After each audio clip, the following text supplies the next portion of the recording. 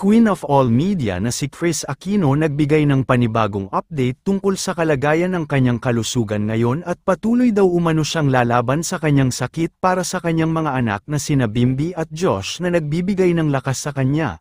Nitong Linggo October 12 ay ibinahagi ni Kris Aquino sa pamamagitan ng kanyang official Instagram account ang mga larawan at videos nito kung saan ay makikita natin na patuloy itong lumalaban at naggagamot sa kanyang sakit. Kalakip ang mga larawan at bidyong na ibahagi ay ibinahagi din ito sa kanyang naging caption ang hirap na kanyang pinagdaanan kung saan inamin niyang lubos na napakahirap nitong nagdaang 8 linggo dahil sa iilang procedure na ginawa sa kanya. Gayunpaman ay labis siyang nagpapasalamat na nakayanan niya umano ito dahil sa pagmamahal at suporta ng kanyang mga anak na sina Josh at Bimby. Samantala, sinabi rin ni Kris Aquino sa kanyang caption na ipinagpapatuloy ngayon ng kanyang anak na si Bimby ang kanyang mga leksyon sa pagkanta, isang patunay ng pagpapatuloy ng pag-asa at lakas ng loob ng kanilang pamilya.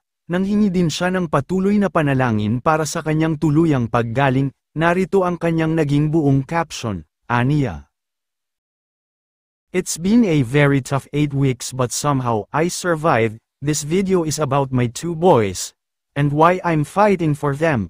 My 18-year-old has for now decided to continue with his singing lessons with Coach Thor plus some superstar titos who have volunteered to teach him about stage presence and how to make audience rapport fun for all. From the time he was 11 he's been my companion every time I've had to been put to sleep for the numerous procedures I have undergone.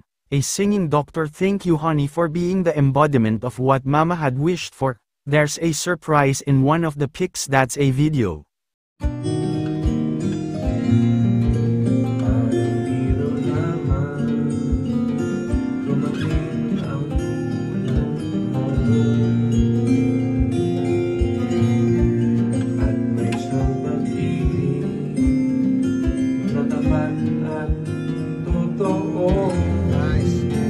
Dahil sa'yo'y naramdaman